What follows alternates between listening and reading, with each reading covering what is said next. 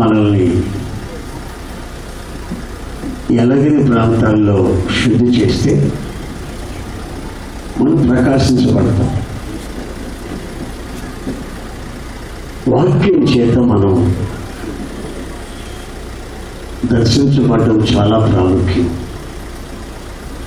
వాక్యం విన్న తర్వాత శుద్ధీకరించబడడం ఇంకా ముఖ్యం.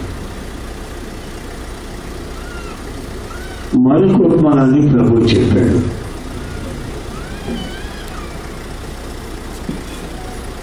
ఆయన పెద్ద ప్రసంగాలు ఏం చేయలేదు, చిన్న చిన్న ఉపమానాలు చెప్పాడు. అవి ప్రపంచాన్ని కదిలించిన ఉపమానాలు. ఒక ఆమె 10 వెండి నాణాలు దాచుకుంది. దాచుకున్న మనిషి అప్పుడప్పుడు లెక్క పెట్టుకునేది. ఓసారి 9 ఉన్నాయి, 10 లేదు. బాధపడింది. కష్టపడిన డబ్బు కదా అని ఏడ్చింది. ఎంతో దుఃఖపడింది. ప్రభు అంటాడు, దీపం వెలిగించమ్మా, చేత చీపులు పట్టి నీ గదంతా ఊడు. నీ కంటికి కనబడే చోటు కాదమ్మా,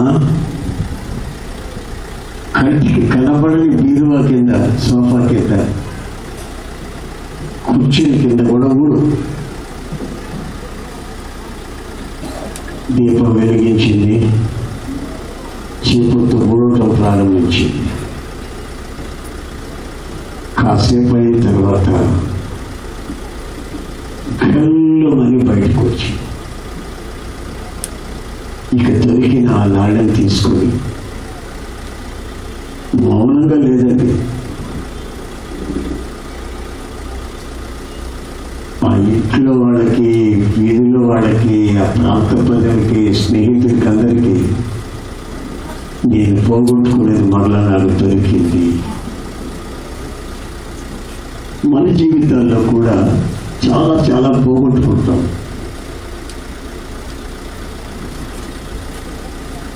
రక్షణ పొందిన రోజుల్లో ఉన్నది ఇప్పుడు ఒకరు లేకపోవచ్చు. ప్రార్థనా జీవితం కానివ్వండి, ఉపవాసాలే కానీ, విశ్వాస పరిమాణాలే కానివ్వండి, ఒక్కొక్కటి పోగొట్టుకోవచ్చు. కానీ పోయాయని చెప్పి అధైర్యపడకుండా దీపం వెలిగించడం అంటే అర్థం ఏంటంటే, మోషే ప్రార్థన చేసినప్పుడు అతని ముఖం ప్రకాశించింది. రూపాంతర కోణానికి శిష్యులు వెళ్ళినప్పుడు వాళ్ళ ముఖాల్లో ప్రకాశించింది. ప్రార్థనా జీవితం ద్వారా ప్రకాశించబడతాం. ముందు ప్రార్థన చేసి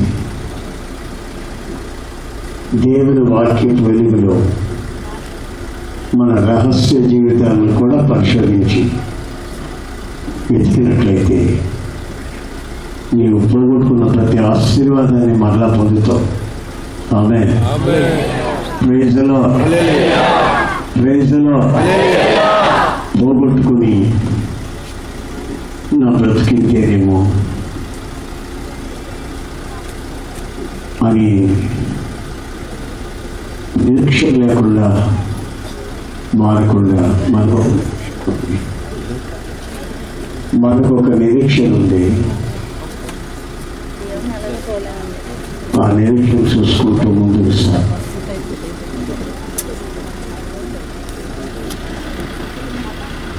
ఈ తరంలో కొందరి జీవితాలలో బహిరంగంగా జీవించే జీవితం వేరు,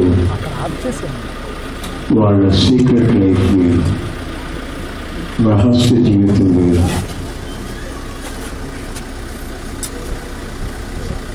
బహిరంగంగా ఉన్నప్పుడు ప్రార్థనా పరులాగా కనిపించాలని ప్రయత్నం, కానీ లోపల ధనాపేక్ష, పదవి వ్యామోహం, కపటమైన మాట, ప్రభు నామానికి అవమానంగా ఇవన్నీ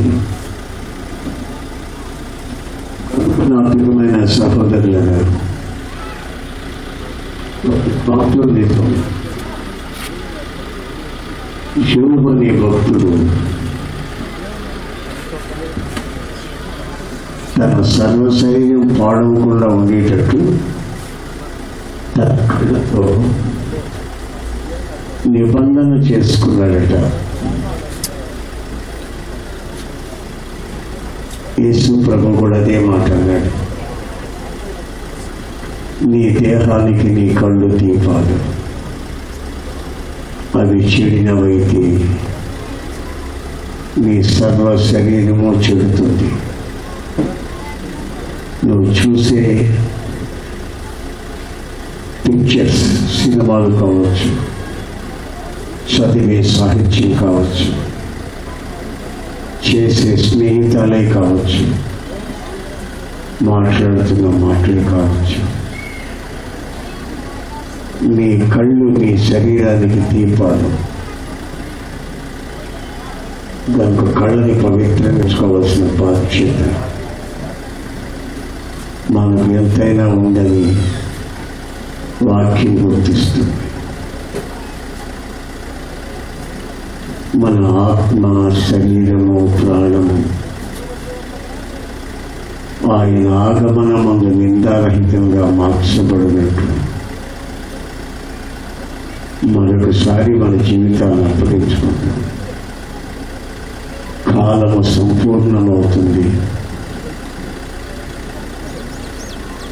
ఎవరిని నమ్మాలో ఎవరిని నమ్మకూడదో అర్థం కావట్లేదు. రకరకాల సమస్యల్లో ప్రజలు చిక్కుబడి నాశనం అయిపోతున్నారు. కనీసం జీవం గల దేవుని ఆరాధించే ఆరాధన కూడా కలుషితమైపోతుంది. లోక సంబంధమైన నాగరికతలు, వేషాలు ఆరాధనలో కలిసిపోతుంది. కనుక నా ప్రియమైన సహోదరులారా, ఒకప్పుడు మనం అన్నిలో,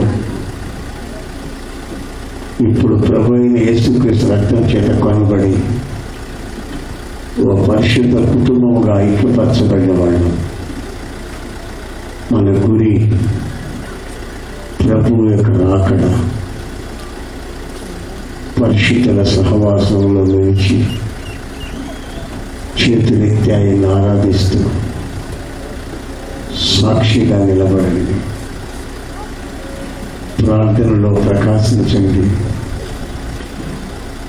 రహస్య జీవితాలు వదిలిపెట్టి శుద్ధీకరించబడండి. మీ సాక్షి జీవితం నలుగురికి తెలిసేటట్లు దీపస్తంభం మీదే పెట్టండి. అలాగే తనలో ఉంచండి. మీ కొరకు నేను ప్రార్థన చేస్తున్నాను.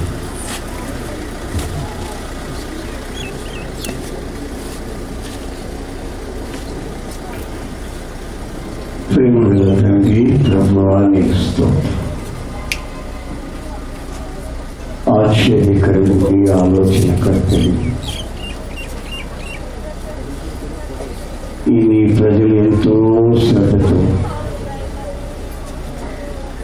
గంటల తరబడి వేచి ఉన్నారు ప్రభువా. వారి వెలుగు ప్రకాశించినట్లు మీరు చెప్పిన 4 మాటల కొరకాయ స్తోత్రం చేస్తున్నారు. యవనస్తుల్ని మీ చేతుల్లో సమర్పిస్తున్నారు తండ్రి. తల్లిదండ్రులకి, కుటుంబానికి ఆదరణ కలిగినట్లు పిల్లలకి విశేషమైన జ్ఞానాన్ని ప్రసాదించారు. వారి చదువుల విషయంలో కూడా మీరు హస్తం చాపండి. ఆర్థిక వనరులు కలుగు చేయండి.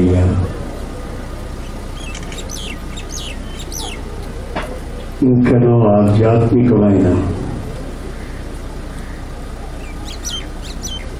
శక్తిని ఈ ప్రజలకు ఆశించి